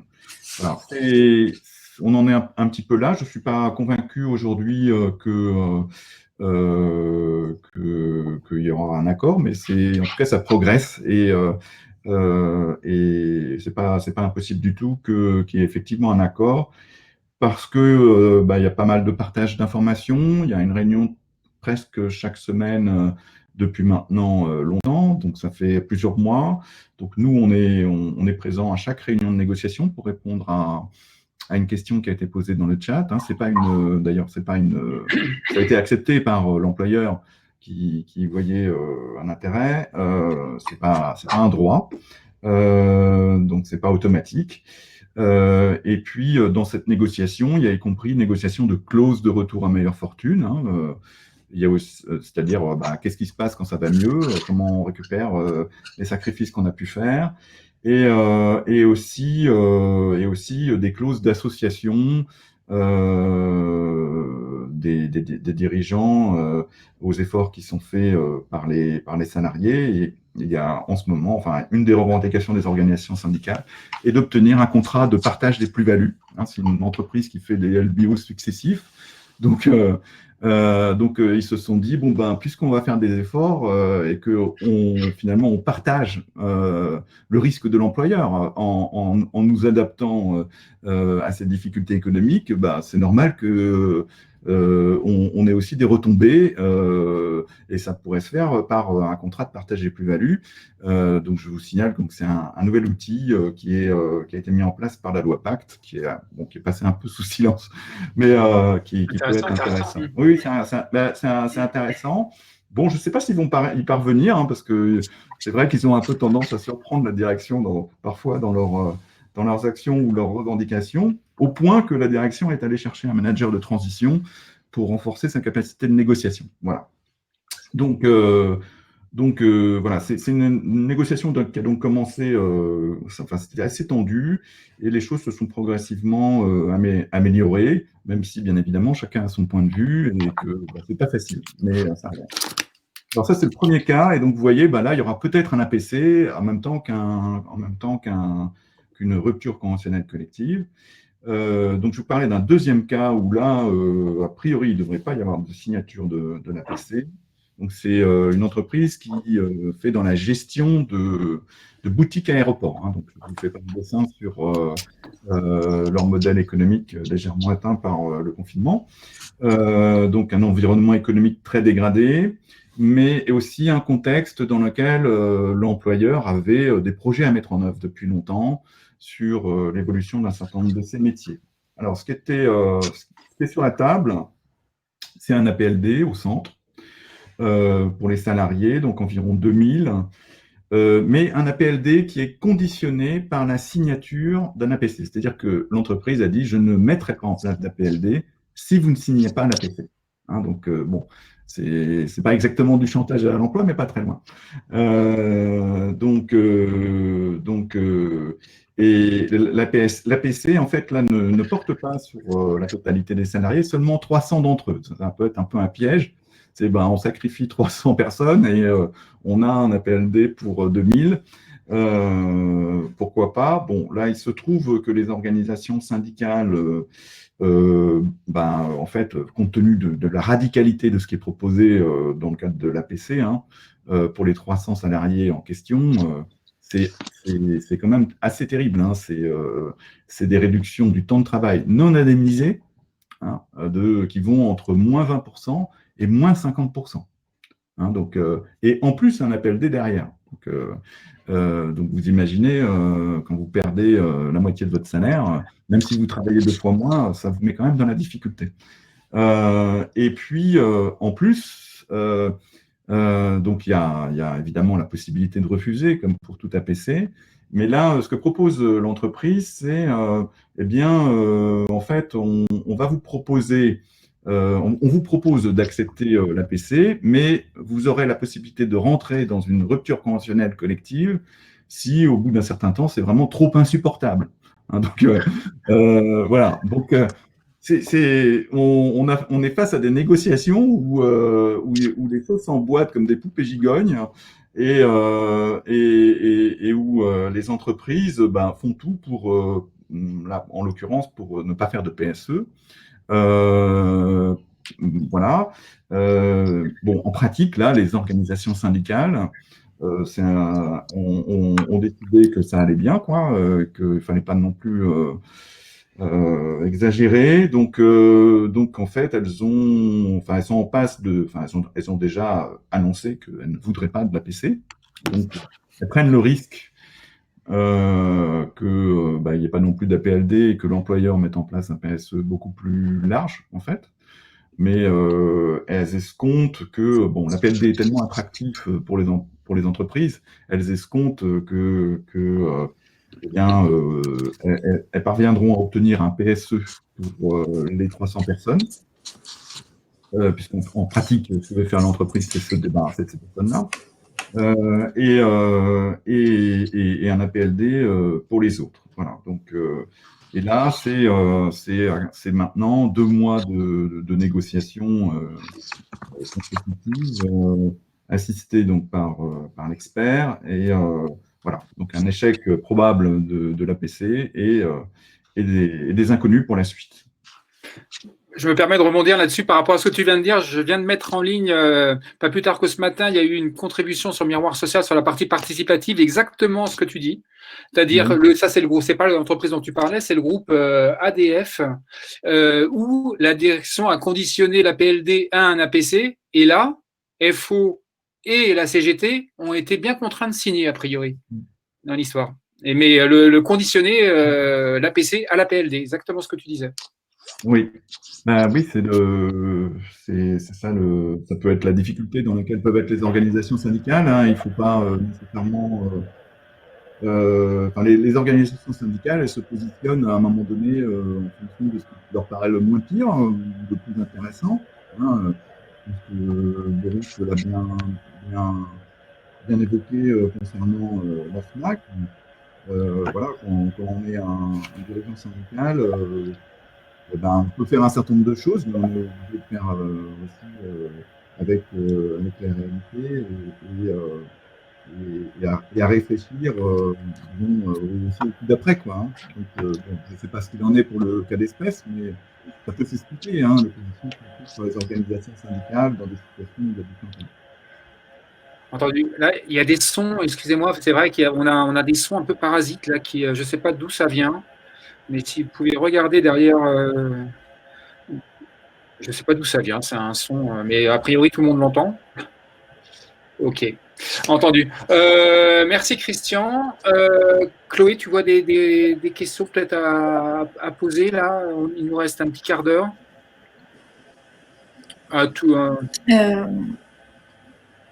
On en revient aux questions sur la QVT. C'est un gros point qui est remis en évidence à chaque fois. Comment peut-on inscrire la qualité de vie au travail dans un APC? Alors, qui veut répondre? Là, on peut faire un petit tour de table là-dessus, parce qu'effectivement, ça a été une question assez récurrente. Oui, moi j'ai une petite réflexion. Alors je suis assez choqué, n'empêche, quand on entend parler d'APC qui peuvent être négociés en 3 semaines. Et effectivement, une organisation patronale qui prépare un petit kit prêt à l'emploi et qui va avoir une TPE sans délégué syndical avec un salarié démuni qui n'a pas une organisation syndicale derrière lui pour le conseiller, bah, on voit tous les dangers. Je vais le dire même en tant qu'organisation syndicale, et je suis à la CGT, on peut parfois se retrouver démunis même au sein d'une grande confédération qui n'apporte pas forcément tous les outils et les réponses et les conseils juridiques à tout moment à tous ses représentants. Sur la question des conditions de travail, oui, moi je vois, si jamais je prends l'exemple de la FNAC, c'est pas 6 mois de négociation qui ont permis de traiter correctement la chose. La question de la qualité de vie au travail, c'est une question complexe aujourd'hui. On voit qu'il y a aussi des dispositifs qui ont été créés de négociation sur la QVT qui sont absolument pas contraignants. En tout cas, l'APC n'est certainement pas l'outil qui permet de discuter valablement des conditions de travail. En général, en tout cas pour l'expérience que j'ai eue, on parle réorganisation et déjà ça occupe tellement les esprits et en matière d'écriture, d'encadrement de choses que, hélas, les conditions de travail sont remisées à plus tard. C'était au centre de nos débats longtemps, mais ça ne se traduit pas forcément par un texte. Tout à l'heure, il a été fait référence au nouveau texte sur le CSE. Ben, ce qu'on voit bien aussi, c'est que l'aspect perdant des nouvelles instances représentatives du personnel, c'est la capacité à toujours remettre au centre la santé, la sécurité et les conditions de travail. Donc, on est dans un contexte effectivement assez difficile, d'accords plutôt défensifs. Moi, je pense qu'a priori, les APC sont des accords défensifs. Et en tout cas, il est souvent noté là dans les discussions qu'on a depuis tout à l'heure que c'est un superbe outil de contournement de PSE. Alors voilà, moi j'ai un contre-exemple à la FNAC avec des départs qui sont prévus mais qui sont remplacés. On n'est pas sur une baisse de la rémunération, mais une prime qui reconnaît des tâches nouvelles, reconnues, etc. Ça ne va pas non plus sans certaines contreparties ou quelques avantages sociaux ici ou là ont pu être vus à la baisse, mais on n'est pas dans ce terme-là. Mais effectivement, il y a quand même de nombreux APC où on peut voir un contournement du PSE avec l'impossibilité technique pour un salarié qui se retrouve dans un APC de faire valoir son droit à un licenciement économique. Donc, oui, il y a quand même un véritable danger dans la manière dont peuvent s'emparer les patrons d'un texte qui est très souple, trop large et qui permet des interprétations qui couvrent énormément de sujets. Et hélas, les conditions de travail ne sont certainement pas c'est pas l'APC qui traitera les conditions de travail, ça c'est certain. Philippe, là-dessus, sur les conditions de travail. On t'entend pas. Il faut que tu remettes ton micro, Philippe. Attends. Excusez-moi, j'avais coupé. Les conditions de travail, quand on perd 10, 15, 20% de pouvoir d'achat, les conditions de travail, les conditions de vie au travail, voilà, elles sont là. Hein. Voilà, donc c'est tout de suite vu quand on va sur le terrain et qu'on parle aux salariés. Hein, voilà, la qualité de vie, ça y est, elle est perdue. Voilà, elle était déjà sur le fil. Mais là, avec un APC, la signature d'un APC avec une perte d'acquis sociaux, ça y est, la qualité de vie, elle est tombée de l'autre côté du fil. Voilà, il y en a plus. Il y en a plus. Voilà. C'est tout de suite la galère. Chez nous, c'est la galère pour un maximum de salariés. Voilà.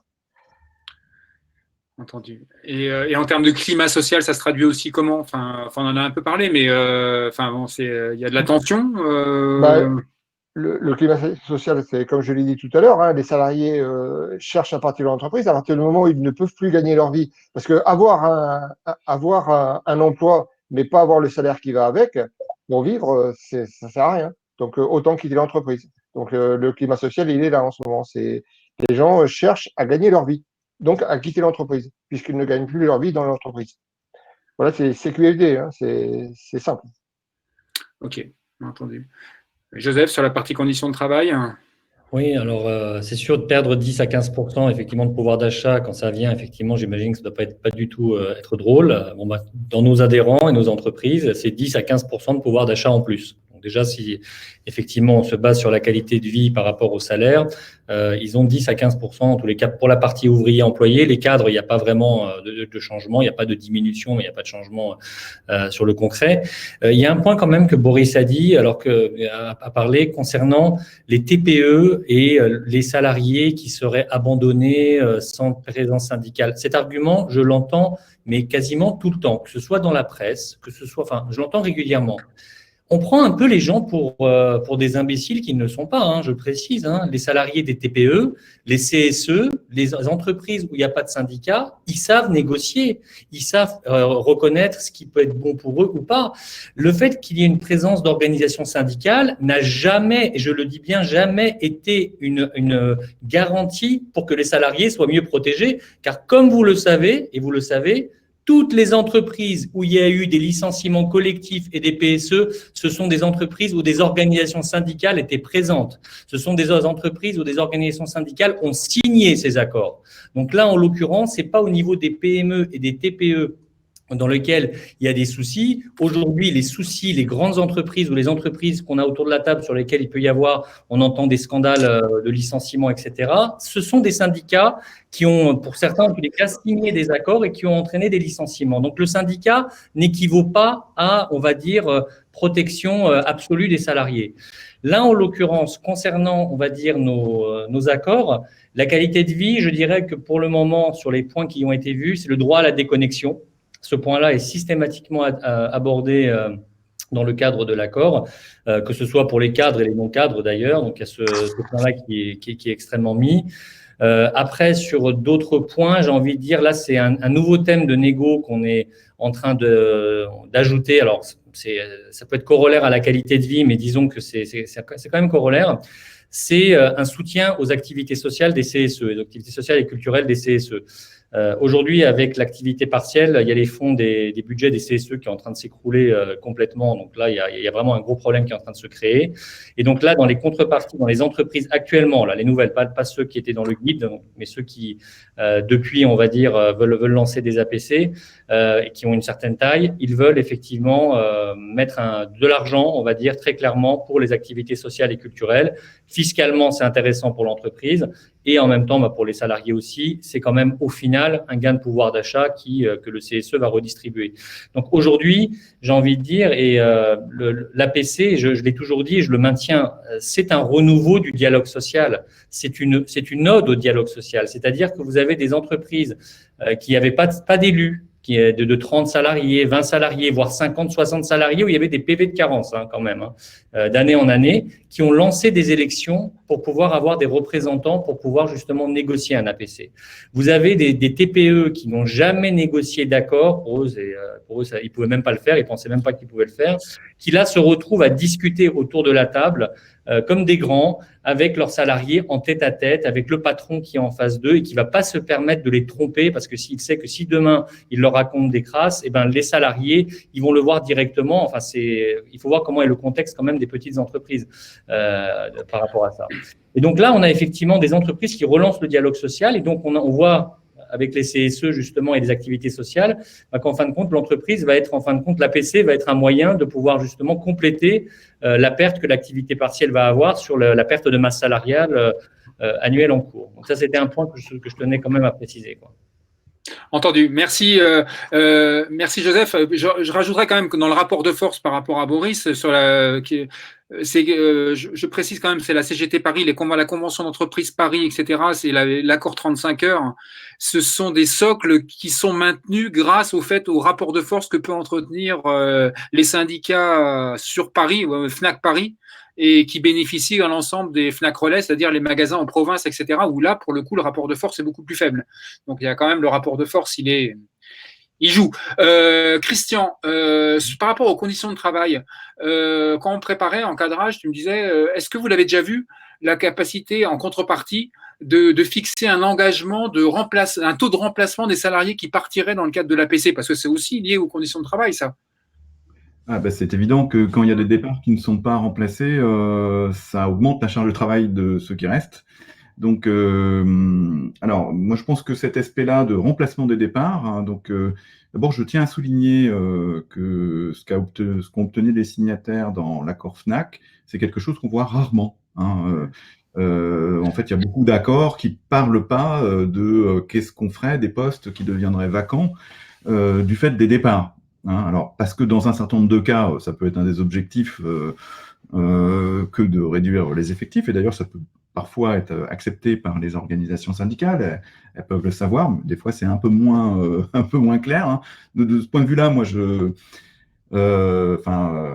Joseph fait une présentation assez idyllique du dialogue social grâce à l'APC, etc. Bon, moi, je vois dans des entreprises certes différentes des réalités qui sont pas celles-là, hein, quand même, dans un certain nombre de cas, avec des négociations qui sont pas toujours loyales, et des gens qui s'engagent sans connaître les tenants et aboutissants. Bon, je pense que tout le monde l'a compris. Les questions qui sont abordées ici, que ce soit pour la PC ou les autres accords, sont des questions qui juridiquement sont complexes. Bien sûr, on peut toujours penser que les gens qui sont autour de la table sont tous de bonne foi et tous compétents, mais en pratique, c'est rarement le cas, hein. Donc, c'est pour ça qu'il faut faire attention et il faut pas hésiter à se faire aider et pas rester tout seul, en fait, parce que sinon, c'est des prises de risques qui peuvent être considérables, en fait. Donc sur l'aspect des conditions de travail, c'est quelque chose qu'on voit peu dans les accords, hein, et ça se comprend. C'est quand il y a une urgence sur l'emploi, des difficultés économiques qui sont importantes, eh bien, c'est des sujets qui passent au second plan, en fait, devant la protection de l'emploi. On le voit dans chaque période de crise en pratique. Alors, ceci dit, on a, nous, en ce moment, des négociations où une des contreparties qui sont demandées par les organisations syndicales, c'est des accords télétravail, c'est des moyens pour le télétravail. Voilà, c'est pas non plus un aspect qui est absent, mais c'est pas l'aspect principal. Mais encore une fois, moi je reviens sur l'accord FNAC. Pensez que ce soit d'ailleurs pour les APC ou les APLD, hein, dans les engagements sur l'emploi que vous mettez en œuvre, pensez à remplacer les départs, en fait, hein, parce que sinon, vous risquez de vous retrouver dans des situations où vous aurez un effectif qui va fondre, hein, et bon, quand il y a un APC et un APLD en même temps, hein, comme les départs qui se font dans le cadre d'un APC ne sont pas des licenciements économiques, eh bien, c'est parfaitement compatible avec les engagements de l'APLD, hein. Donc, vous pouvez très bien signer un APLD, vous dire je protège les salariés, et puis en fait, non. Il y en a beaucoup qui vont partir parce qu'ils ne vont pas adhérer aux sacrifices qui leur seront demandés dans le cadre de l'APC. Donc, faites attention à ça. Il faut aussi rappeler, parce que l'APC, ça fait peur à tout le monde, hein. Alors, moi, je voudrais peut-être terminer par une note un petit peu plus, je dirais pas optimiste, parce que ça serait abusé, mais en tout cas, un peu plus confiante sur d'abord, il faut rappeler que l'APC n'existe pas s'il n'y a pas de signature, hein, des partenaires sociaux. Donc, il n'y a pas de voie unilatérale pour l'APC, contrairement au PSE. Alors bien sûr, il y a des questions de chantage, les conséquences si on ne signe pas, etc. Mais donc, c'est pas toujours très facile. Mais quand même, si les organisations syndicales majoritaires ne veulent pas signer,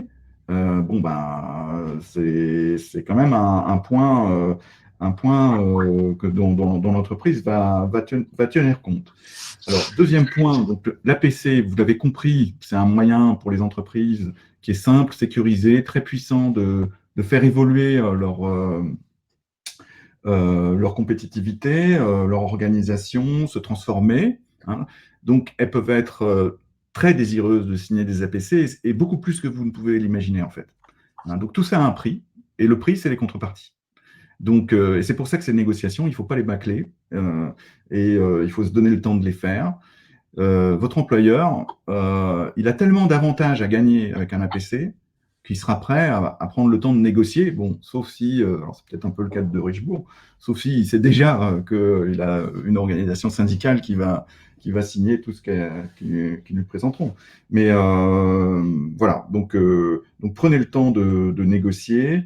Moi, je suis convaincu que les négociateurs, ils vont s'améliorer. Hein. Il y a eu toute une période où l'APC, personne ne savait ce que c'était, et il y a eu quelques abus. Maintenant, je pense que le niveau s'est amélioré, et les organisations syndicales forment leurs adhérents sur la question. Bon, on est les meilleurs du monde en France pour négocier des PSE. Hein. On sait tous faire, et on y réussit dans bien des cas assez bien. Donc moi, je ne vois pas pourquoi les délégués syndicaux français ne parviendraient pas à devenir très bons aussi sur des cadres type APC, et à faire en sorte que ces accords soient moins déséquilibrés qu'aujourd'hui, parce qu'ils le sont effectivement. Voilà, donc voilà, il ne faut pas oublier, dernier point, que vous pouvez vous faire assister, il ne faut pas rester seul. Donc faites-vous assister, parlez-en avec votre organisation syndicale, qui aura vu d'autres cas et qui pourra vous conseiller. Parlez-en avec les salariés, bien sûr, si vous arrivez à le faire. Et entourez-vous de conseils. Donc, les conseils, c'est l'expert comptable que vous allez pouvoir faire intervenir grâce au CSE pour aider à la négociation. Et puis, c'est aussi les avocats qui vont vous permettre de sécuriser les accords. Voilà, tout ça, c'est important. Et si vous prenez le temps nécessaire, voilà, l'accord, il sera ce que vous en ferez, en fait. Hein. Donc, avec le rapport de force que vous aurez pu créer. Mais c'est pas une fatalité. C'est pas une fatalité que d'avoir un accord qui soit considéré comme pas très bon ou déséquilibré. Bon, il y en a, hein, malheureusement, mais c'est pas une fatalité. Entendu. Écoute, pile poil. Il y a un écho de ma part, là, excusez-moi. Merci Christian. Mot de conclusion. Donc, merci à vous 5 pour vos interventions respectives. Merci à votre participation du côté de la salle, et j'espère que les interactions ont été intéressantes. Et donc, replay à suivre. Que vous pouvez regarder à nouveau sur Livestorm, et synthèse à suivre sur Miroir Social, des échanges, certes réductrices, mais une compilation un peu des interventions des unes, des uns, des autres au regard du sujet de cette matinée. Merci à tous les 5, merci à Sextant d'avoir porté ce débat, et à bientôt. Bonne journée à vous. Merci. Au revoir. Au revoir. Au revoir.